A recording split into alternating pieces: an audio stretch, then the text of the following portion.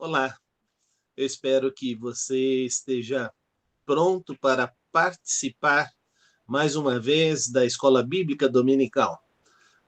Este estudo do livro de Marcos tem nos trazido grandes desafios e grandes alertas para a nossa vida com Cristo. E hoje nós vamos trabalhar sobre alguns momentos especiais na vida de Jesus e na vida dos seus discípulos, que nos levam a refletir, porque são situações que nós estamos vivendo nos dias de hoje, que as denominações estão vivendo nos dias de hoje, que as igrejas estão vivendo nos dias de hoje.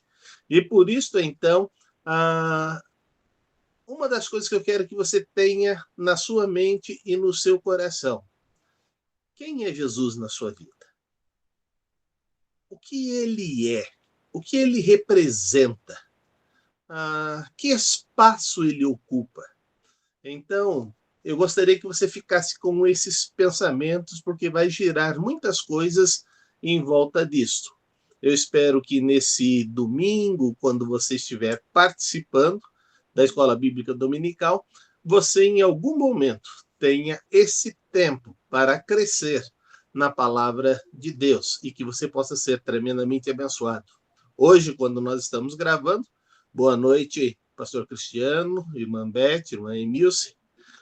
É uma alegria ter vocês aqui na nossa sala, que esta aula é gravada para os professores e quem quiser participar. E eu dou graças a Deus que as duas irmãs estão aí para estar nos apoiando, e não só isso, mas também dando a visão, no caso, a visão feminina, para que nós tenhamos uma compreensão maior de toda esta situação. Jesus começa perguntando para os seus discípulos, aos 12, que vocês dizem que eu sou? E então Pedro toma a palavra, e esse é o nosso texto áureo: tu és o Cristo. Pedro revela a natureza divina do nosso Senhor Jesus Cristo. E revela de tal maneira que traz à tona algo que eles mesmos estavam tateando sem nenhuma informação, dizendo que era Elias, outros profetas, e assim, então, estavam levantando várias questões, mas Pedro diz claramente esta situação, afirmando que Jesus era o Cristo. E uma das coisas que a gente vai perceber no ministério de Jesus, e esse capítulo 8 de Marcos vai nos trazer à tona essa situação. E a primeira coisa que eu quero perguntar a vocês é: quando você, no dia a dia, está olhando as situações, quer através do vidro do seu carro, quer através do ônibus, quer através da condução que você pega, até mesmo através da janela da sua casa. E você vê alguma cena que te choca, ou através da televisão, e você vê uma cena que te choca pelo que está acontecendo. A minha pergunta é: como você trabalha com isso na sua vida?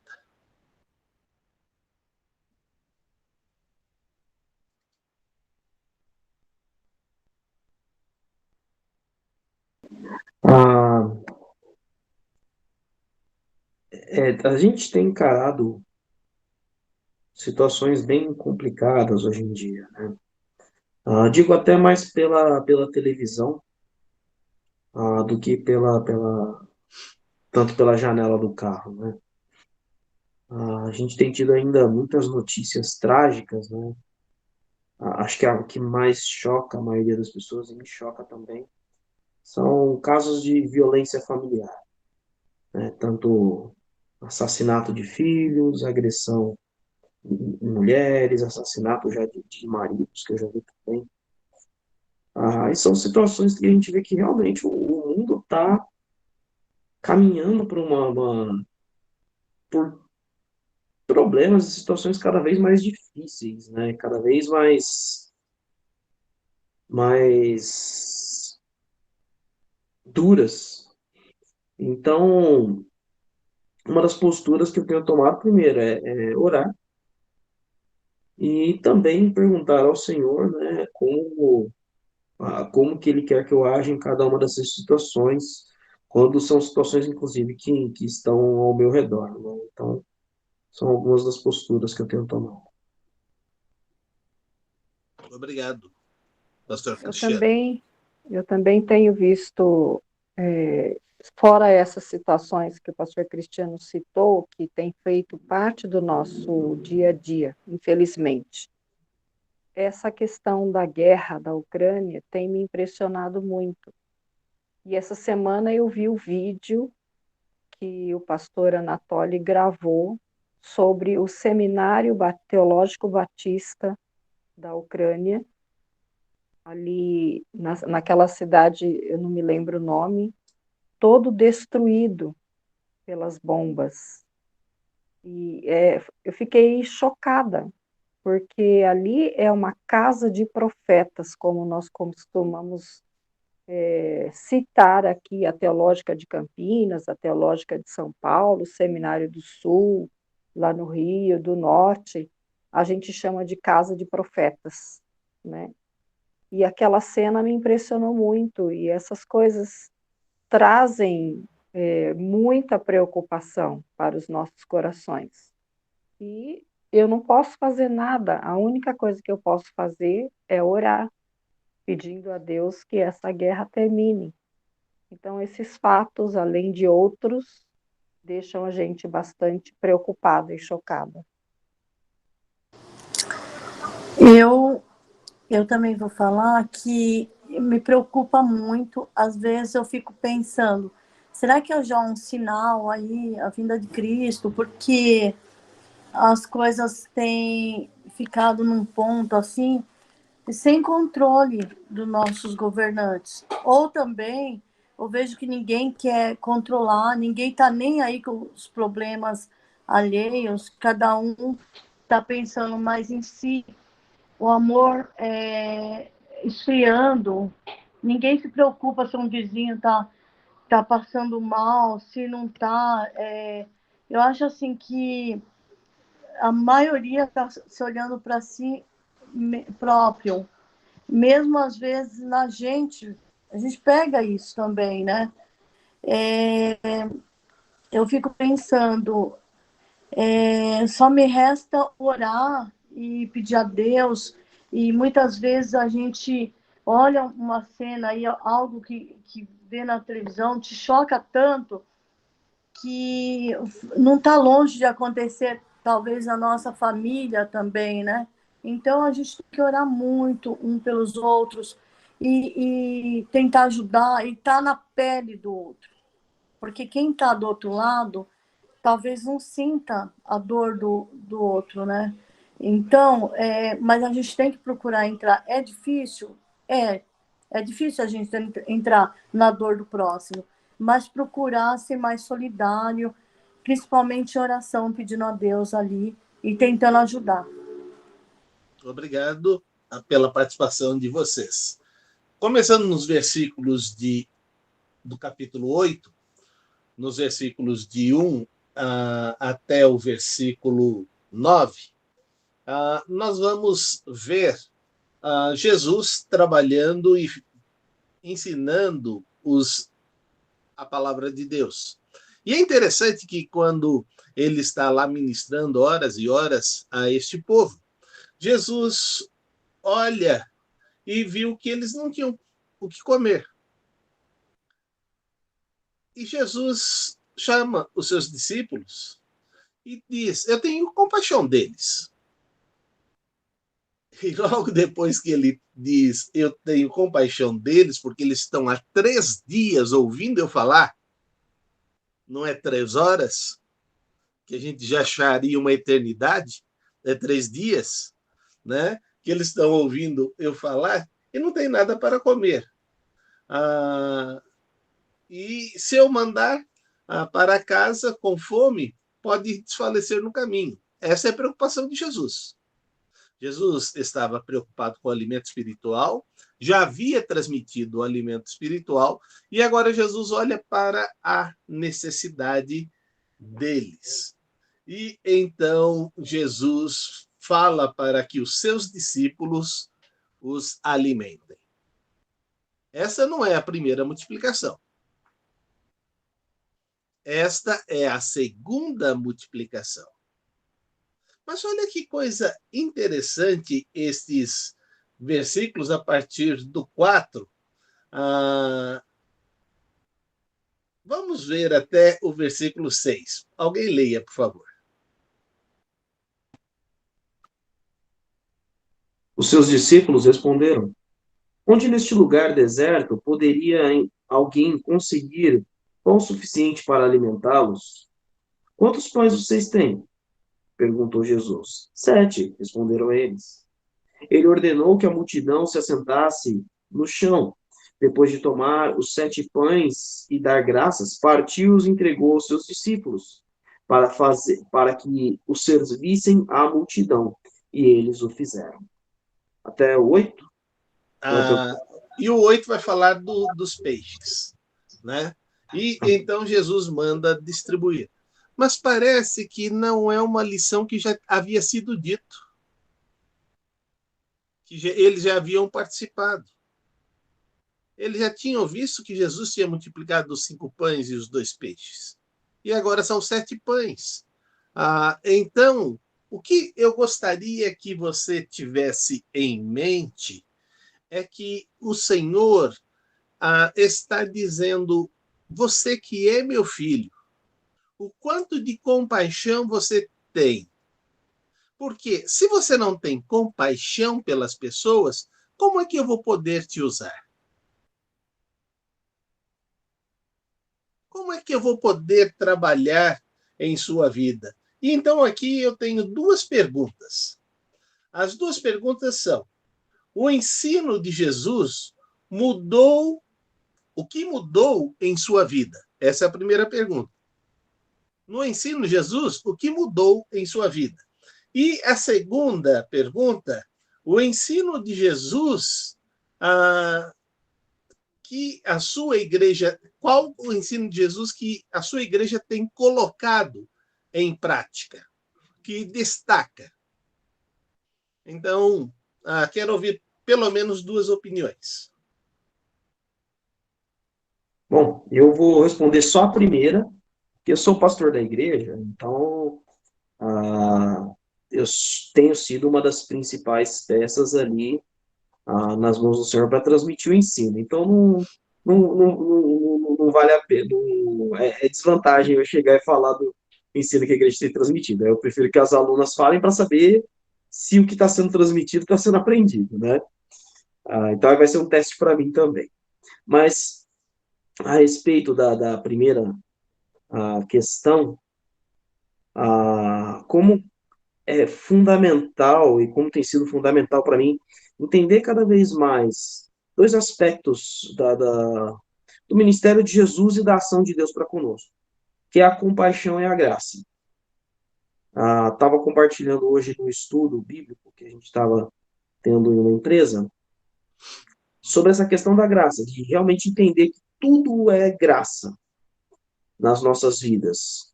O conhecimento que eu recebi da palavra, tudo bem, eu sentei e eu fui ler ali a palavra, mas veio do Senhor. Eu não teria como ter esse conhecimento se ele não tivesse revelado a mim. A minha família hoje, ok, eu trabalhei para construir uma família, tenho trabalhado para me tornar um bom pai, um bom marido, mas é graça do Senhor, porque eu tenho aprendido na palavra de Deus. E isso, unido ao conceito da compaixão, me faz entender que todos são dignos de compaixão, e todos podem receber da graça de Deus. Não vou dizer que todos merecem, porque ninguém merece, afinal, graça é justamente isso. E hoje também estava relembrando ali do estudo, e pensando no que a irmã Emilce falou, a compaixão ao ponto de sentir, ok, ao necessitado, até quem, a Bíblia usa a expressão ímpio, né? Até o ímpio, até quem não é seguidor de Cristo consegue ter compaixão do necessitado. Mas e do cruel? E do mal? Então, hoje eu falei lá no estudo, falei, olha, o presidente da Rússia, ele que está ali promovendo a guerra, a invasão contra a Ucrânia, mas ele é digno de compaixão e ele também pode receber da graça de Cristo. Até os nossos irmãos ucranianos, os nossos missionários que lá estão, já afirmaram que estão orando pela sua conversão. Então, quando a gente entende isso, nós temos condição de exercer compaixão. A gente está falando isso, mas com certeza no meio dessa multidão aqui, que recebeu da comida de Jesus, foi também gente que estava ali no meio gritando crucificam, lá mais para frente. E Jesus sabia, ele sabe de todas as coisas. Mesmo assim, ele teve compaixão. Então, eu queria deixar só essa primeira parte, o resto é com as alunas.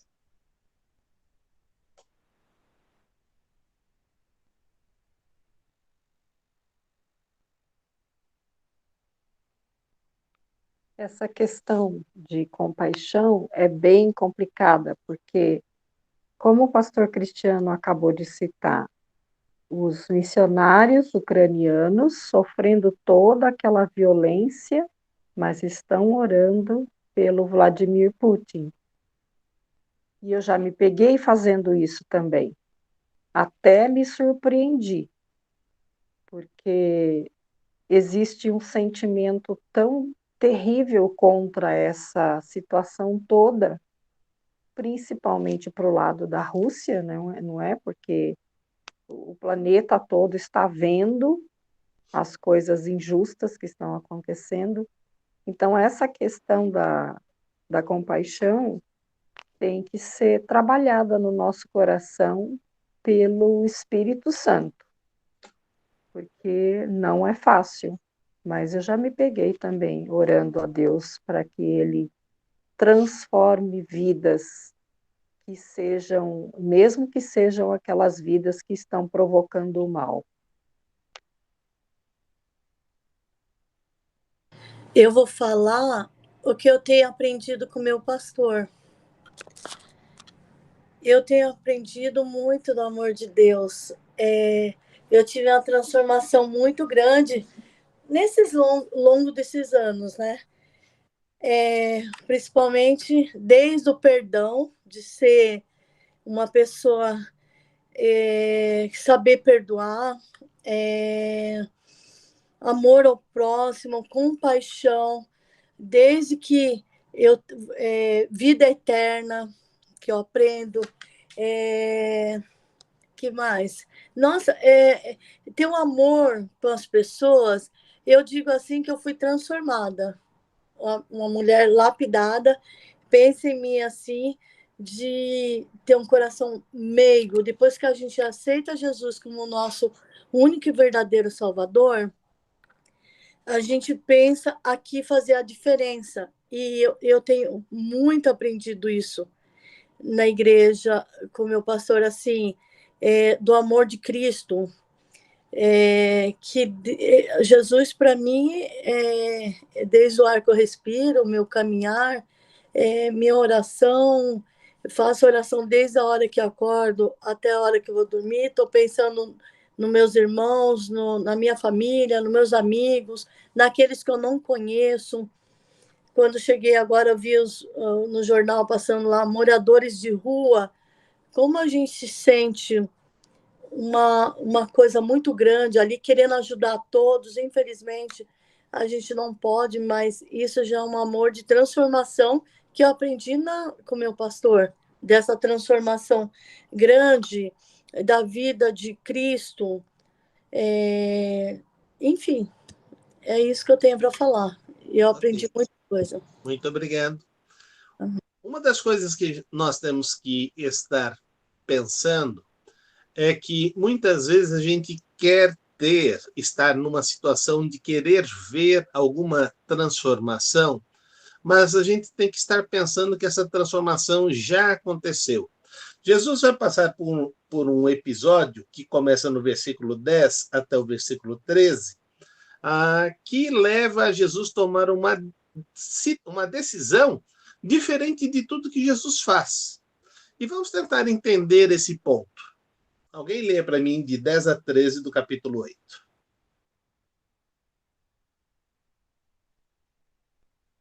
E entrando logo no barco com os seus discípulos, foi para as partes da Dalmanuta.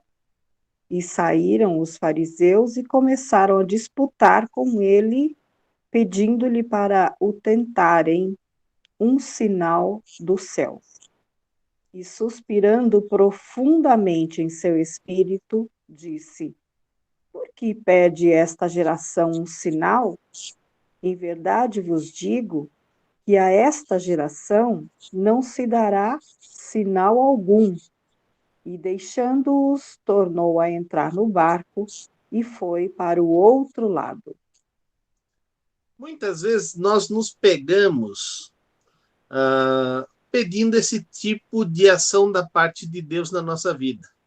Um sinal. Eu acho que o sinal maior que existe seria uma ressurreição.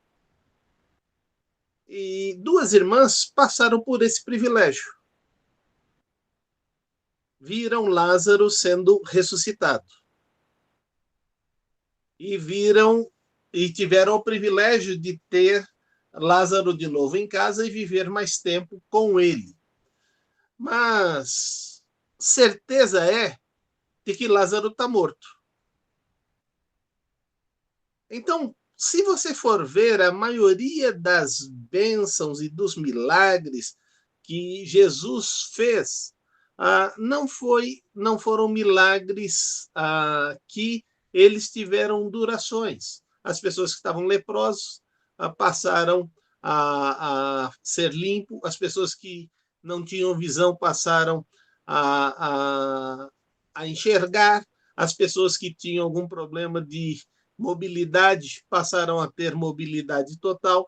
Tudo isso Jesus fez. Não era o ministério principal de Jesus. Mas Jesus toma uma decisão porque o que eles só queriam ver era um milagre para ver se ele faria o que eles estão determinando, e assim eles estão dizendo que iriam crer. Na verdade, eles não iam tomar essa decisão de crer. Eles simplesmente estavam querendo ver o que eles não tiveram esse privilégio de ver, que outros já haviam visto, que outros já haviam trazido até ali esta situação. Então, o que nós precisamos, e o que eu quero questionar a você, é em que deve estar baseado a nossa fé? Naquilo que nós vemos ou naquilo que está escrito na palavra de Deus? Agora, eu queria que você pensasse nesse milagre que Jesus fez. Ele simplesmente pegou e ressuscitou uma pessoa. Se ele tivesse feito isto e não tivesse embasado todo o ensinamento da palavra de Deus, qual seria o valor maior? A ressurreição ou a salvação que ele trouxe àquela família? Então, está aí com vocês esta bola. Agora eu quero ouvir uma pessoa só. Eu queria, pensando a respeito da ressurreição, né, que é, de fato, de notoriedade, é um dos maiores, é um dos milagres mais notáveis que Jesus realizou.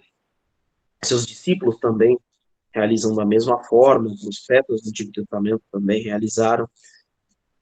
E, ok, a ressurreição com certeza trouxe grande alegria à família de Lázaro, e a gente vê, quando lê o texto, a gente vê a tristeza que elas sentiam. Mas a verdade é, Lázaro morreu depois. Lázaro não está vivo até hoje, aliás, nenhum dos três estão vivos. Então, era um milagre, mas era algo temporário por conta da vida deles. Mas quando você vai vendo Jesus trabalhando com as duas irmãs, você vai vendo que Jesus está plantando nelas a, a ressurreição eterna, a salvação eterna. E quem considera, não, mas os milagres eles são mais do que palavras, valeriam mais. Então a gente vai para o que Jesus fala em Mateus 24. Mateus 24, 24. Pois aparecerão falsos cristos e falsos profetas que realizarão grandes sinais e maravilhas, e se possível, para que, se possível, enganar até os eleitos. Então, inclusive, o milagre, o sinal, a maravilha, não é necessariamente um sinal da ação de Deus, que é Deus que está com aquela pessoa. Então, Jesus o tempo todo vai apontando aos seus discípulos para nós confiarmos na palavra dele, nas palavras dele. E todo sinal, toda ação que Jesus fazia, todo milagre vinha posteriormente ou anteriormente cheio da palavra de Deus, cheio da ação do Espírito de Deus na vida das pessoas. Então não era um sinal por um sinal, não era um milagre por um milagre. Nem os próprios discípulos, tendo presenciado todos os milagres, vamos pegar ali os três que sempre estavam com Jesus, Pedro, Tiago e João. Pedro viu todos os milagres, Pedro, inclusive, participou de um milagre que ninguém participou.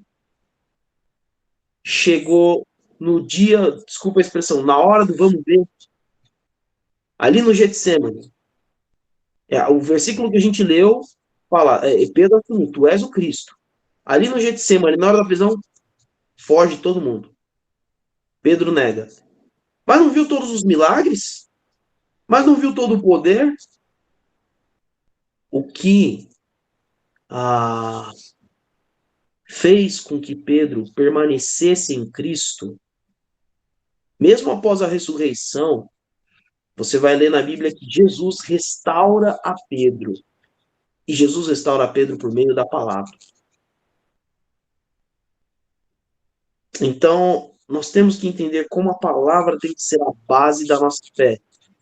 E olha que legal. Olha o que a Bíblia faz com a gente. A fé vem pelo milagre. O milagre do poder de Deus, não é isso que diz o texto? Não. A fé vem pelo ouvir. E ouvir a palavra de Deus. Então, se não for baseado na palavra, não tem base alguma. Era isso que eu queria colocar, pastor. Nós estamos vendo aí a questão de posicionamento dos discípulos diante de algumas situações. E nós vamos ver atitudes da parte dele. Nós vimos a segunda multiplicação dos pães. Agora Jesus está caminhando com eles e pega o barco novamente. E isso está nos versículos que começam do 14 até o 21. E é interessante que eles começam a ficarem preocupados com uma filosofia de vida que não era mais para pertencer a eles, que é o fermento de Herodes. Aí você fala, fermento de Herodes? Isso daí é marca de fermento? É o quê? Não.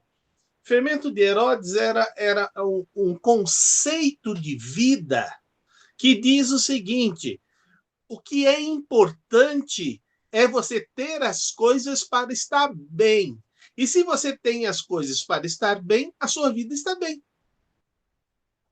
Então, a vida é pelo que você tem, não pelo que você é. E aí começa essa discussão no versículo 14. Os discípulos haviam se esquecido de levar pão, e a não ser um pão que tinha consigo no barco. Advertiu Jesus: estejam atentos e tenham cuidado com o fermento dos fariseus e com o fermento de Herodes. Jesus nunca se preocupou com o alimento, inclusive mais à frente vai dizer aos seus discípulos: eu não quero que vocês levem absolutamente nada. Vocês vão começar a aprender a depender de Deus. E é isso que ele já havia testemunhado com 2 milagres, mas esses 2 milagres não haviam enraizado em suas vidas para que eles pudessem dizer: se Jesus fez a multiplicação dos pães lá para aqueles 5 pães e os 2 peixes e os 7 pães e os peixes, por que eu vou ficar preocupado com comida? Se Deus mandou cair o maná no deserto, por que eu vou ficar preocupado com comida? Tudo isso já era para estar enraizado na mente e eles não terem esse tipo de preocupação. Mas isso é um fermento. E, infelizmente, é um fermento que cresce em nós todos os meses e nos faz pecar. Todos os meses, os filhos de Deus passam por uma ansiedade. Será que vai dar para terminar o mês? Será que eu vou ter como pagar as contas? Será que eu vou ter com o que comprar? E olha que não estamos em guerra. Não está faltando isso ou não está faltando aquilo. Mas mesmo tendo a abundância de tudo, nós nos sentimos como se estivéssemos lá naquela guerra que foi destruído todas as coisas. E o que vai chegar é caminhões humanitários lá. Se não chegar nenhum caminhão humanitário, não vai ter nada com o que comer, com o que comprar, a não ser aquilo que estocarem. E vão ficar torcendo para que uma bomba não caia onde eles estocaram as coisas e destrua tudo. Nós não estamos nesse tempo, nós não estamos nessa situação, mas agimos muito mais com uma falta de fé, uma falta de dependência de Deus, que é Deus quem cuida. E é interessante que estas coisas, quando a gente vai experimentando uma dependência de Deus, existe uma tranquilidade.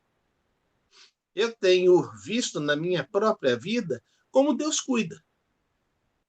Eu tenho visto na vida dos meus pais como Deus cuida. Eu tenho visto na vida do meu filho como Deus cuida. Mas eu tenho visto como Deus cuida de várias ovelhas que eu já tive nesses 38 anos. Então eu posso atestar que Deus cuida de todos os seus filhos.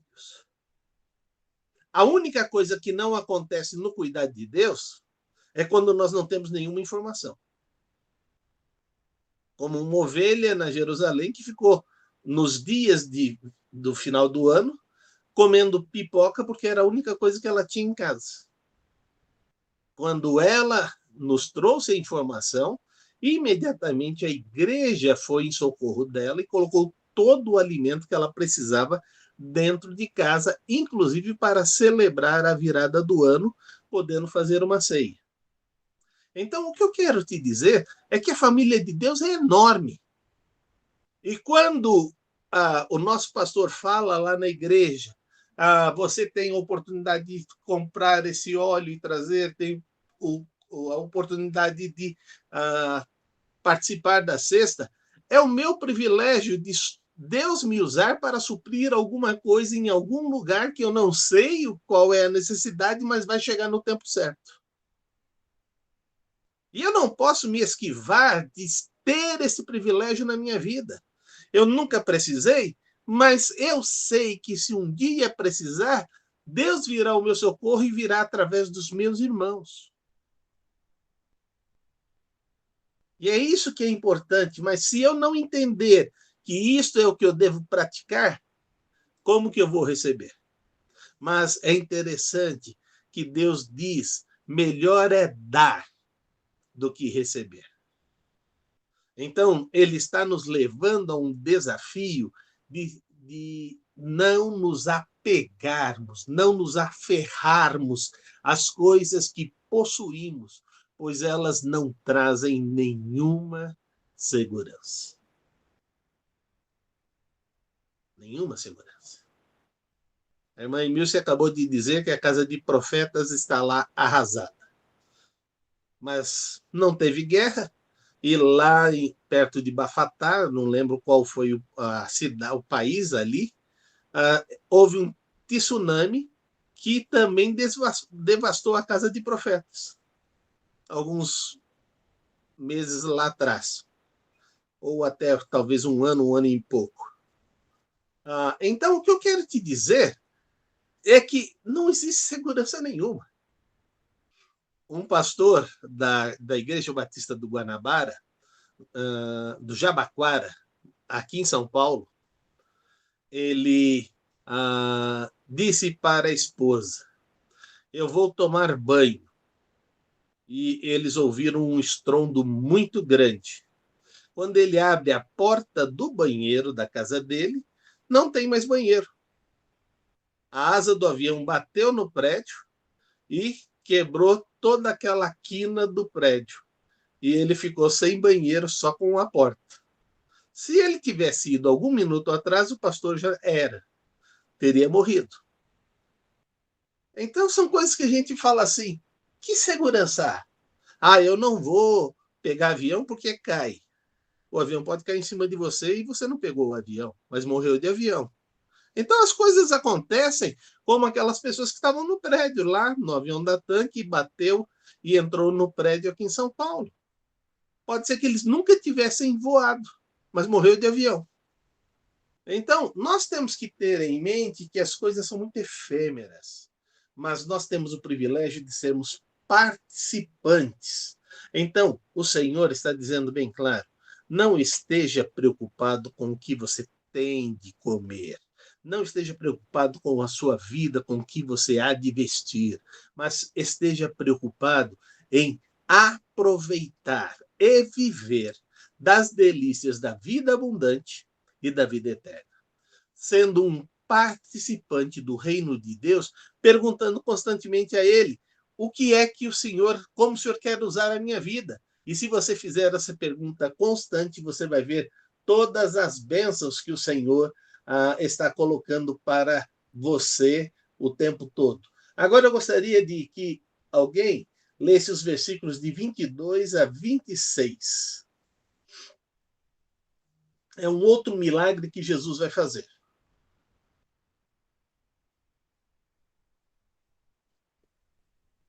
E chegou a Betsaida, onde lhe trouxeram um cego, e rogaram-lhe que o tocasse. E tomando o cego pela mão, levou-o para fora da aldeia, então, cuspindo-lhe nos olhos e impondo-lhe as mãos, perguntou-lhe se via alguma coisa. E levantando ele os olhos, disse: vejo os homens, mas os vejo como árvores que andam. Depois disso, tornou a pôr-lhe as mãos sobre os olhos e fez olhar para cima. Então ele ficou restaurado e viu cada homem claramente e mandou-o para sua casa, dizendo: nem entres na aldeia, nem o digas a ninguém na aldeia. É interessante como o Senhor nos faz passar por algumas experiências. Eu vou dar a referência depois, mas eu quero que você preste atenção nestas palavras, que é um versículo da palavra de Deus. Amados, agora somos filhos de Deus. E ainda não se manifestou o que havemos de ser, mas sabemos que, quando ele se manifestar, seremos semelhante a ele, pois o veremos como ele é. Esse texto se encontra em 1 João 3:2. O Senhor está dizendo que coisas grandiosas vão acontecer e que ele vai nos conduzir a experiências que vai fazer com que possamos enxergar a grandeza do nosso Deus. Eu pedi que os meus discípulos saíssem do Conhecendo Deus, saíssem e caminhassem pelos mesmos caminhos, e eu já contei essa experiência, e que eles estivessem atentos ao que Deus vai mostrar. E uma das pessoas que reclamava muito sobre as circunstâncias da vida, porque ele trabalhava, era um chefe grande da Ford, e ele então tinha muitas regalias, e agora aposentado, essas regalias não eram mais no nível que ele tinha. E ele sempre lembrava com saudade como se fosse das cebolas e das panelas de carne do Egito. E a gente sempre tentava falar com ele, mas era muito difícil, porque era sempre patinando sobre a vida anterior. E aí, então, eu falei, no mesmo caminho que você faz quase que todo dia. E ele, então, ao sair para caminhar, nota uma flor, que já tinha mais ou menos uns 15 centímetros, entre o asfalto e a sarjeta. Entre aquele espaço cresceu uma plantinha e que estava com uma flor toda desabrochada. Ele viu que não tinha terra ali, mas que aquela plantinha conseguiu ter uma semente ali, germinar e produzir e estar naquela altura. E Deus falou para ele: olha o que cerca essa planta. Quantas adversidades. Ela não sabe por quanto tempo ela continuará mostrando a sua beleza. Basta a roda de um carro estacionar ali que vai passar por cima dela e ela deixa de existir. Mas enquanto isso não acontece, basta o sol ser mais causticante e não ter chuva ou não ter água ali. Ela vai secar e vai murchar e vai morrer. Basta um passarinho querer fazer um ninho e achar que aquele caule era comprido suficiente para o seu ninho e ele vai ali e arranca e sai voando com ela para fazer o seu ninho. Tantas coisas poderiam acontecer, mas ela estava ali enquanto era possível estar ali. E ela estava cumprindo o seu papel. E Deus fez uma pergunta para ele. Você tem uma boa casa, tem uma aposentadoria, tem uma boa família, você tem recebido cuidado meu, e porque eu só escuto lamúrias suas e não vejo você usando a sua vida para me glorificar. Aquele homem mudou radicalmente a sua maneira de ser. E disse, eu serei de agora em diante um homem que glorifica a Deus. Quando ele tomou essa decisão e compartilhou conosco, eu convivi com ele mais 2 anos. Era incrível a mudança. Todo mundo que estava perto dele gostava porque era um homem feliz, sorridente, prestativo, sempre pronto a ajudar qualquer pessoa. Se tornou o cartão de visita da igreja. Todo mundo que falava com ele, conversava comigo, comentava alguma coisa, era sobre a bênção dele na vida das pessoas. Deus nos chama para este encontro. Este homem, ele foi curado por Jesus. Mas veja, Jesus primeiro pega ele pelas mãos. E quando Jesus me pega, te pega pelas mãos, 2 Coríntios 2,14 vai dizer, mas graças a Deus que sempre nos conduz vitoriosamente em Cristo, por intermédio, e é exaltado em todo lugar, a fragrância do seu conhecimento. Significa que o bom cheiro da palavra de Deus nas nossas vidas terá que ser uma vivência que ocorreu em nós e que agora exala através de nós.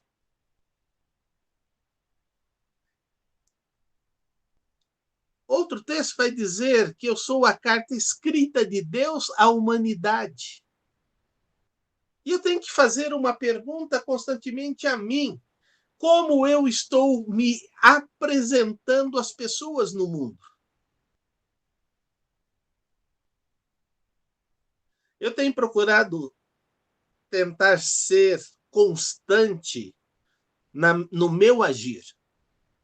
Não é fácil, mas isso faz a diferença para aquilo que as pessoas que me conhecem falam. E eu escuto boas coisas destas pessoas que convivem comigo há muito tempo. Quem não convive muito comigo, talvez pode ter até uma visão errada, mas quem convive comigo começa a enxergar o que realmente eu sou. Eu sou uma pessoa que tento ser leal às pessoas o tempo todo. Não importa as circunstâncias que a gente está vivendo. E algumas pessoas têm chegado para mim, eu não esperava que você fosse me defender. E eu disse, eu vi motivos para te defender. Então não faz sentido eu não te defender, eu te conheço.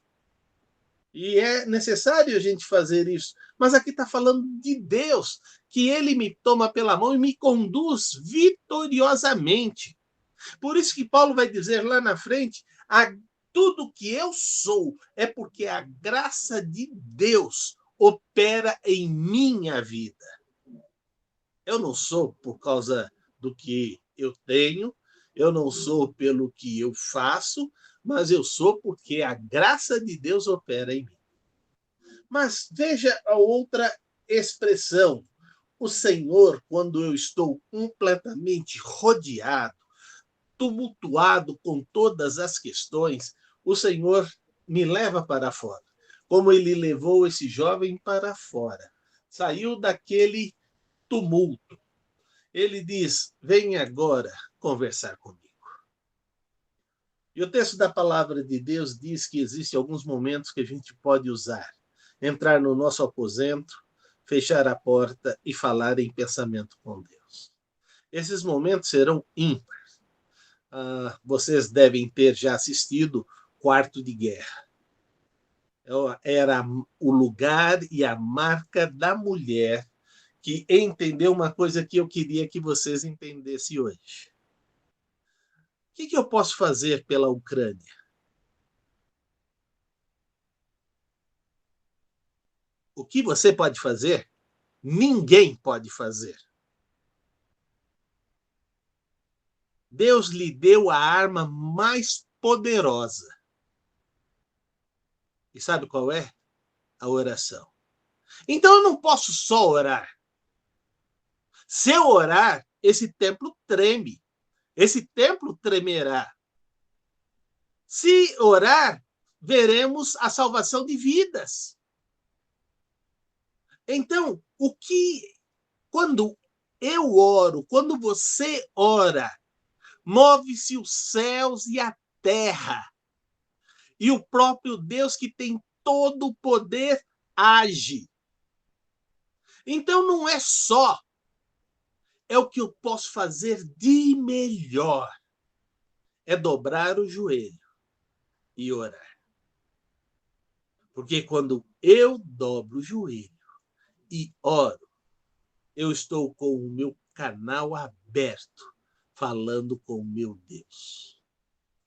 E o meu Deus para e me escuta. Você entendeu isso? Então eu espero que quando você fala, eu vou falar com Deus, seja do tamanho de Deus. Não mais do tamanho seu. Então, nunca mais use uma expressão, eu só posso orar. Gente, tudo que Jesus fez foi porque ele orou. Tudo que Jesus fez foi porque ele orou.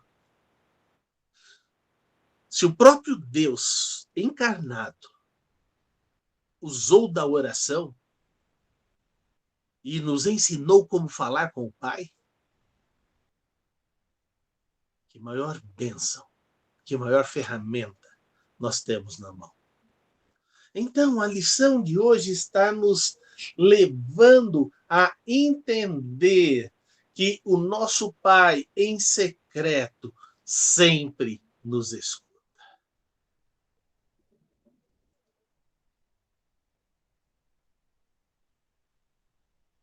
Há momentos que esta intimidade com Deus, ninguém tem condição de explicar.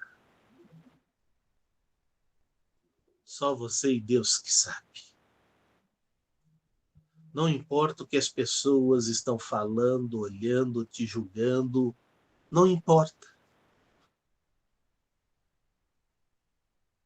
Deus te conhece. E quando você fala com Ele, você começa a conhecê-lo. E a pergunta é o quanto você quer de Deus na sua vida. Se a gente mais orasse do que mais agisse, a obra de Deus andaria muito mais rápido. E Deus está nos levando a entender nesta lição que precisamos viver e fazer isto. A igreja nossa tem que saber disto através dos púlpitos. E o nosso pastor disse, eu estou tentando fazer, mas eu gostaria de saber se eles estão aprendendo. Né? Foi isso que o pastor disse hoje na lição. E eu queria te dizer uma coisa. A igreja não será o resultado das pregações do pastor. A igreja será a vivência de cada irmão. Mas sabe quem pode transformar todos os irmãos da igreja? Você. Pastor, que é isso? Como eu? Você.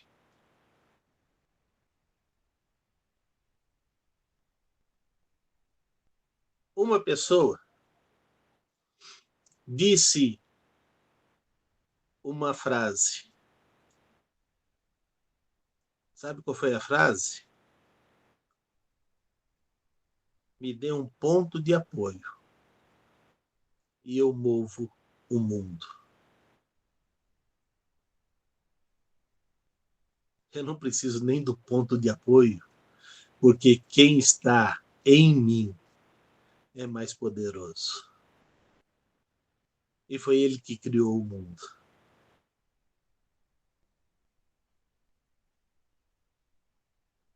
É interessante que Davi diz, ele quebra o arco e ele faz cessar a guerra.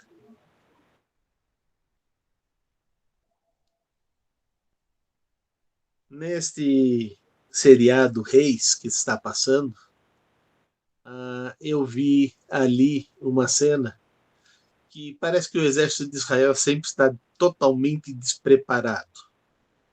Né? Sempre está totalmente despreparado. E Deus fez o céu toldar e destruiu os filisteus com raios. Eles nem chegaram a atacar um soldado. E quando eles começaram a fugir, o exército foi até um certo ponto, matando aqueles que estavam feridos e aqueles que estavam exaustos, que não ofereciam mais nenhuma resistência. Deus diz uma frase na Bíblia, que está assim escrito, e vós vos calareis, e o Senhor pelejará por vós. Você já parou para imaginar Deus indo à sua frente e enfrentando a batalha? E você não faz absolutamente nada, só glorifica a Deus? Esse é o nosso Deus que está trabalhando conosco e a nossa igreja precisa saber disto e precisa viver isto. Vamos ver o que diz aqui os versículos de 27 até o 30. Alguém leia para mim. Jesus e os seus discípulos dirigiram-se para os povoados nas proximidades de Cesareia de Filipe. No caminho, lhes perguntou: quem o povo diz que eu sou? Eles responderam: alguns dizem que és João Batista, outros Elias, e ainda outros um dos profetas. E vocês? Perguntou ele. Quem vocês dizem que eu sou? Pedro respondeu: tu és o Cristo. Jesus os advertiu para que não falassem a ninguém a seu respeito. Por que que Jesus toma esta decisão? Haveria um momento de ele ser glorificado. Mas este é o momento que ele está trabalhando individualmente. E veja o que ele vai fazer agora nos versículos de 31 a 33.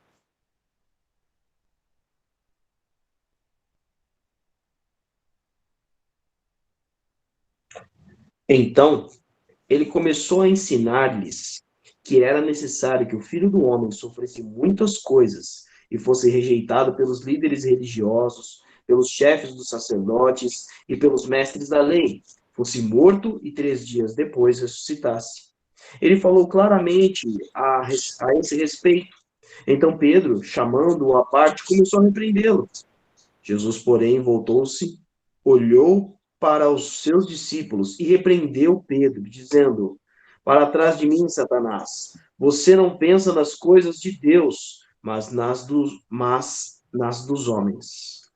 Cíntia, por favor, leia o 31 novamente.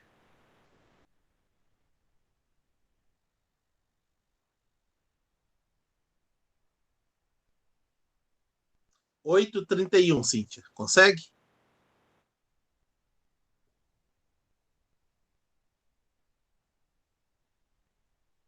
Ela está tentando abrir o microfone. Foi. Então ele começou a ensinar-lhes que era necessário que o Filho do Homem sofresse muitas coisas. Opa, é esse? Isto. Muitas coisas, e fosse rejeitado pelos líderes religiosos, pelos chefes dos sacerdotes e pelos mestres da lei. Fosse morto e 3 dias depois ressuscitasse. Isso é conversa que o senhor tem que ter comigo? Eu acabo de dizer que o senhor é filho de Deus.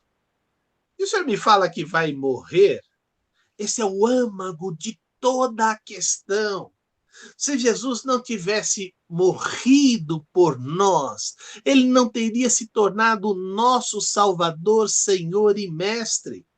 Se ele não tivesse morrido, ele não seria o mediador entre Deus e os homens. A coisa mais importante, além do ensinamento de Jesus, foi o seu sacrifício por nós, se tornar o nosso Cordeiro Pascual. Hoje, todos os nossos pecados são perdoados pelo sangue dele que foi derramado na cruz. Hoje só há salvação através do sacrifício que Jesus fez na cruz do Calvário. E ele é o nosso advogado, intercedendo incessantemente por cada um de nós. Então, nesse texto todo, esse é o âmago da questão. Então, nós precisamos entender que nos salvou, nos chamou com uma santa vocação, não em virtude das nossas obras, mas por causa da sua própria determinação e graça. Esta graça nos foi dada em Cristo Jesus desde os tempos eternos. Havia já uma promessa lá no Jardim do Éden que da mulher nasceria aquele que iria esmagar a cabeça da serpente. Jesus é esta pessoa que se tornou a ligação entre Deus e os homens pelo seu sacrifício. Então, nós precisamos ter isto em mente, e esse texto que eu li agora está registrado em 2 Timóteo 1, 9. Então, é muito importante que nós tenhamos isto na nossa mente e no nosso coração, porque se assim vivermos, nós vamos começar a agir diante de Deus como Ele espera. Quero concluir com este versículo que está em Marcos capítulo 8, verso 34. Então, ele chamou a multidão e os seus discípulos e disse: Se alguém quiser acompanhar-me, negue-se a si mesmo. Tome sua cruz e siga-me. No versículo 35, ele continua a dizer: quem quiser salvar a sua vida, a perderá. Mas quem perder a vida por minha causa, pelo Evangelho, a salvará. E no versículo 36 ele vai concluir: que adianta o homem ganhar o mundo todo, o mundo inteiro, e perder a sua alma? Em que você tem investido seu tempo, sua energia e toda a sua obra? Para quem? Se for para o Senhor, ganhará vida abundante e vida eterna. Que seja esse o desafio nosso para vivermos e para glorificarmos o nosso Deus. Amém? Amém. Obrigado pela aula, pastor. Aula muito abençoada, com muito aprendizado, viu? Amém. Obrigada, irmãos. Obrigado, pastor Salovi Júnior. Ensinamentos muito edificantes. Obrigada, pastor Salovi. Amém, queridos. Foi grandemente.